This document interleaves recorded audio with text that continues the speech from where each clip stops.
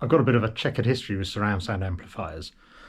I tried to create an early sort of quadraphonic system in the, well, it's probably the early 90s by just getting an old, an old stereo and attaching it to give me two additional rear speakers on the back of my television or around the back.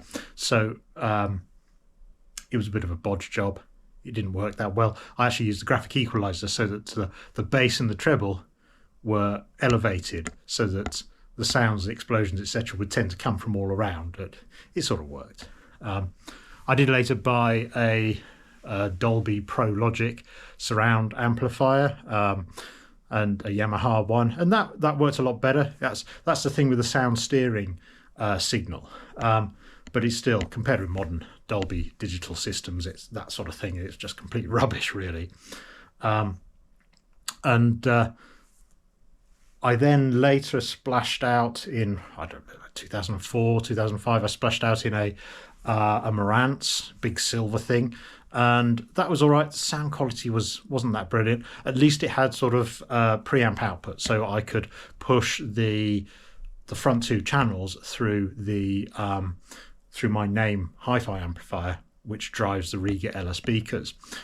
So that meant at least I wasn't compromising on the quality on that channel. The power supply on it blew up, and I should have just got it fixed, but I didn't bother and ended up taking it out on the tip. After a while, my wife noticed that we didn't have the surround sound anymore, and she was missing the big sound in the movies. So I said, all right, we'll try and do something. So I bought a second-hand Arcam. So it's an AVR 500, but it was years old. It had already been fixed a couple of times. And then soon after getting it went wrong. Apparently they do quite regularly. So that then has been turned off for about a year. It also had the disadvantage it did not have a preamp output, so I couldn't use the name amplifier for the front speakers, and it didn't have the same sound quality as the name, which is probably quite predictable. So I'm taking that out. I've ordered a newer, but actually a cheaper model, and we'll see how we fare with that. So I'm just going to drag out the old Arcam unit now and put that away. Right, I think that's everything disconnected. Oh, it's a heavy old unit. You've got to watch these amplifiers because they have a big, there's a big transformer, which is a really heavy part. And sometimes it's at the back, sometimes it's at the front. This is on the front. And that means that when you lift them, the weight is not evenly distributed. So it can be not where you expect it to be.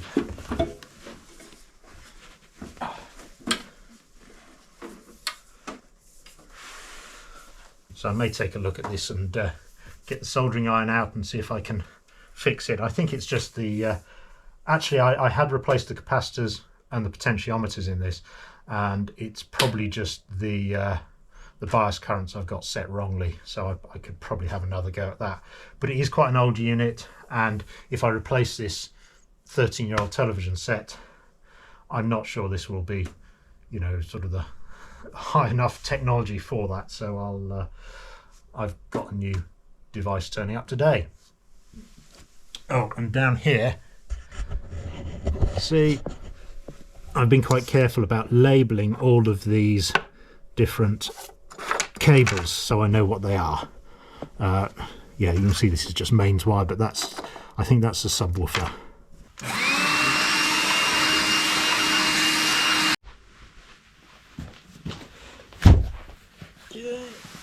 Right, what do we have here?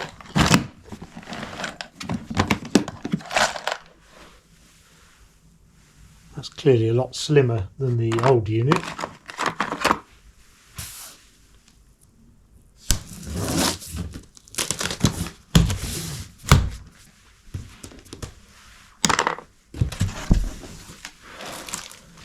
One manual. Some more manual bits and an antenna.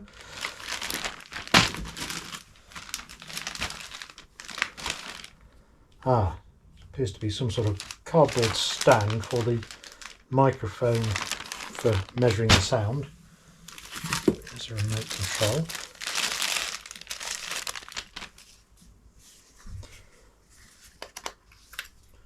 Takes a couple of AA batteries.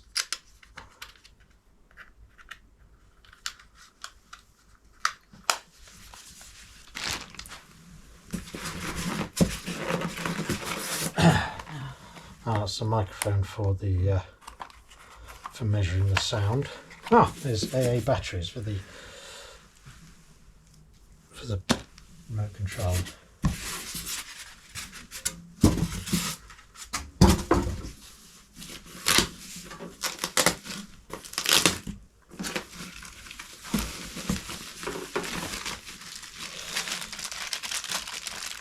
There's a normal kettle lead.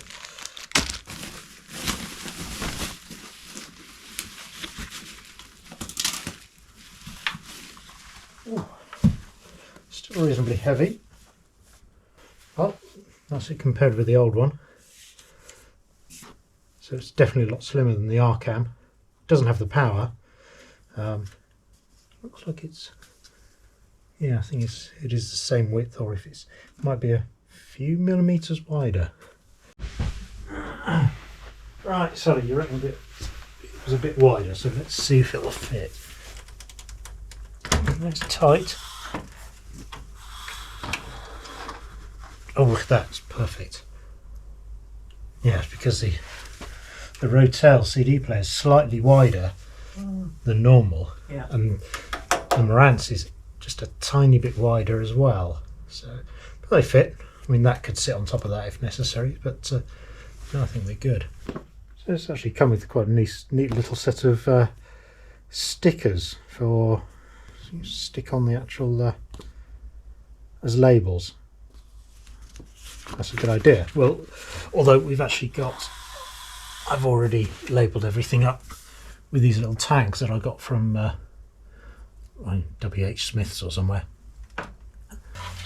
How much can we do without bothering to read the manual?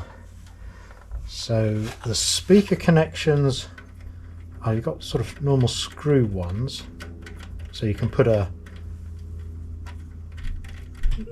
just put a bare wire in there. But I'm hoping, I'm hoping that we can probably pluck the end piece out of these and get a banana plug in. This is what I use for all my connections for speakers. Okay, so it comes with two antennas. So it says that they are for both Wi-Fi and Bluetooth. You should just be able to screw them in here.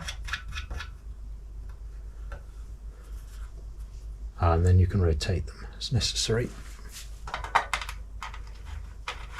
You just have to be careful not to catch these while fitting the unit in there. Now it's quite good it supports Wi-Fi because I don't have many spare ports on the LAN, so I can use the Wi-Fi instead. So although this does look quite a decent chunky manual, and I've had these amps before, they've had a sort of great thick tome of a manual, it is actually only a few pages and then it goes into another language. So it tells you how to do some very basic stuff and then how to download an actual, well, that's the remote control, and how to get to the owner's manual online. Okay, so there's the actual manual.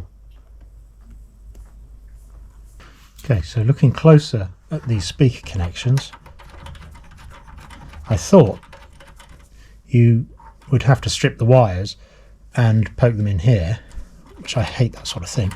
It's alright for cheapo units, but actually, if you get the knife out, this little plastic thing pulls out, and when it pulls out I can get a standard banana plug-in, so that's a lot better, so I'm pleased with that. So following the instructions, the quick start instructions, they really just say plug this into your television just to start with before you worry about all the other connections. So let's do that. So the TV, which I've already labelled here, plugs into this monitor. This covers ARC and eARC. Now I don't think this old Sony television handles any of that, but it should work with just normal HDMI output. Plug in the mains. So luckily I've got the old cable from the previous one.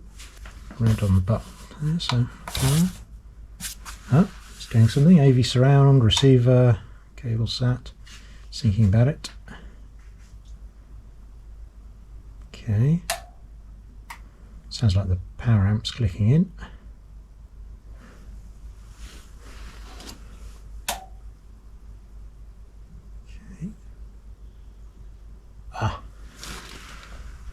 So on the television set we now have a set of options. So I have my new remote control.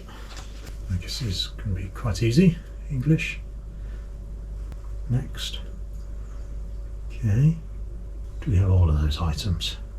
Pretty much, yes. Microphone stand. Do need to try building that. Right, let's have a go building that now.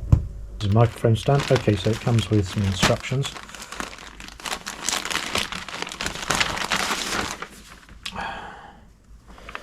And various pieces of cardboard.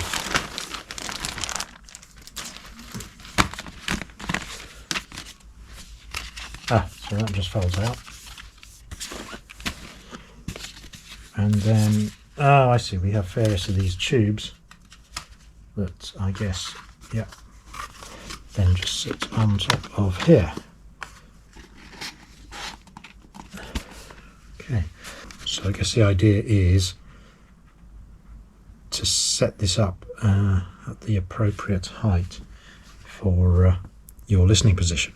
So given this is just going to, I'm going to sit this on the sofa. This one, I guess you can then set, if you wanted to have the appropriate height. Right, this should be the microphone in here. It's got a little sort of what's that, 1/4" screw mount, as if that, so that could go on top of the type of stand that I've got the GoPro on, or it can just go in there. There's lots of cable, as you would expect, because your listening position could be a long way from the amplifier. In the olden days, if you wanted to set up the relative speaker volumes so that it sounded correct and not too loud from one side or back to front, you'd have to sit there listening to it and then keep going around and adjusting it manually.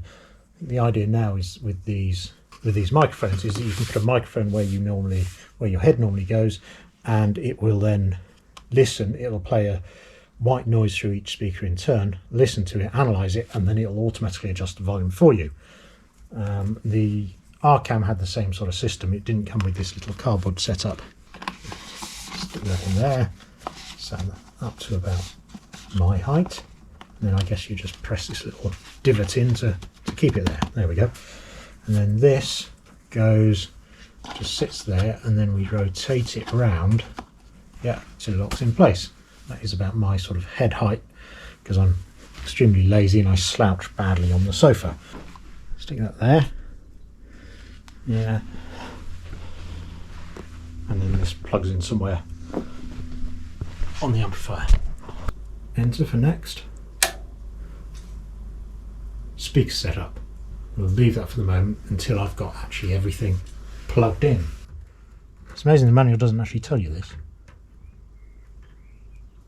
Front left and front right we're not using. We have front, left and right to go to that amplifier. So I don't have a sticker on my centre channel, so I'm going to take advantage of that, of the ones that they provided, and stick that on. Right, let's try and plug the rear speakers in. So that's actually surround left, surround right. So okay, well, we might as well start plugging other things in. We have an FM aerial connector. That's not something I really use anyway. So So what else we got? This goes into the name amplifier, and then we've got subwoofer. I've only got one subwoofer, 1 and 2, so it says sub on it.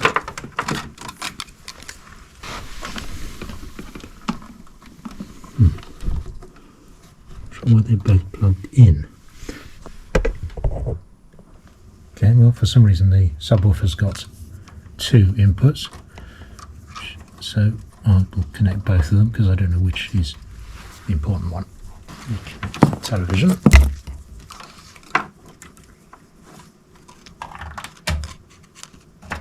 So I do have an optical connector for the television audio, and there's something marked TV audio, so I'm going to plug that in.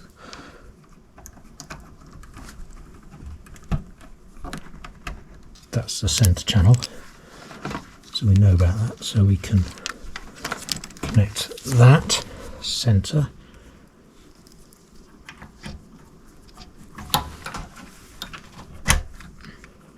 Somewhere fallen down the back there should be some HDMI cables for the satellite and for the DVD player. So I think that's all the HDMI cables now plugged in. So we have that's the output to the television.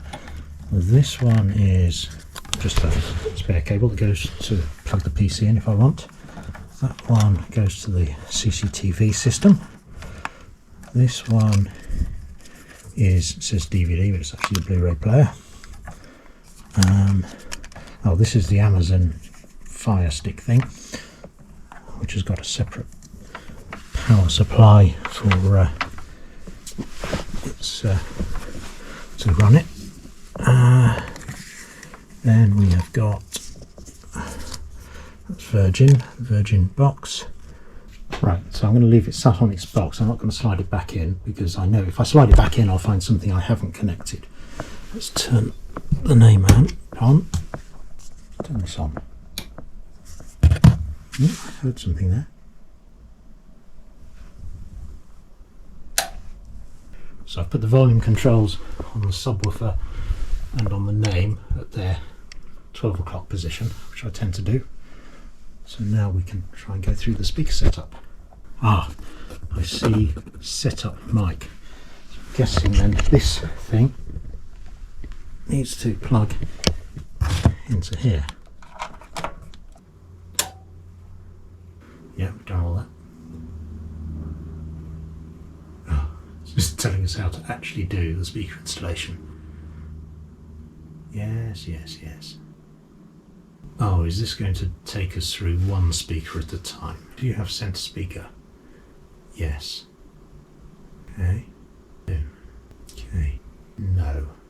Do you have high speakers? No. Do you have top front speakers? No. Top middle speakers? No. No. There's all these options I don't have. Do you have a subwoofer? Yes. Okay. Let's see. I'm set to 50%, so that's basically what I've done. The cablings are all around. We'll swap those two over. Try that. Yes. Centre speaker, I can hear it. Front right, yes. Right surround, yeah. Oh yeah. Left surround, yeah. Blimey. Sub bass. Well, we haven't heard that in a long time. I know. Speaker calibration. Okay. Next. Speaker calibration. Yeah, so we've got it on funny cardboard tripod thing. It's actually quite good. It takes you all the way through. Now, 6 different positions. Right, so that's a bit more complicated than I thought. Adjust the height to match the ear level of the listener.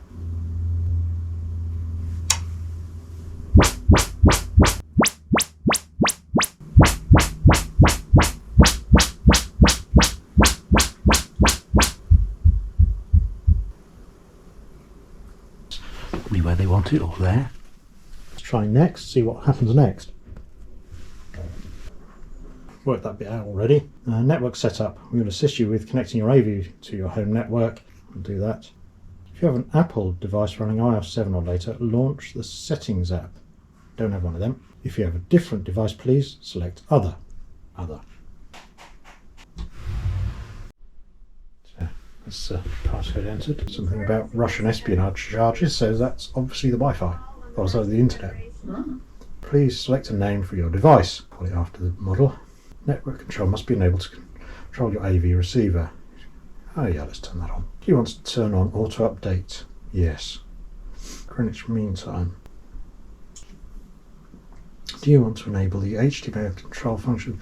Oh yeah, let's turn that on. Let's see, cable satellite. If you use HDMI, connected it. Turn on the device. Turn it on. It's coming out multiple speakers, so click next. Change it later. That's Blu-ray.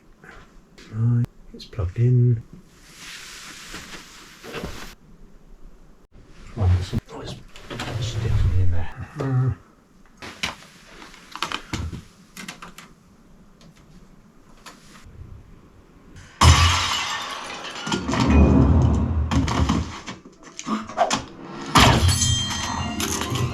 Okay, so that's the all the inputs set up, and it's now prompted me to install this HEOS thing or something onto the app on the phone, and it's doing some sort of update on the amplifier. Now the difficult bit, we've got to somehow slide this in without causing any problems. At least this is a fairly light unit. I wouldn't have wanted to hold the R-cam with one hand when I did that.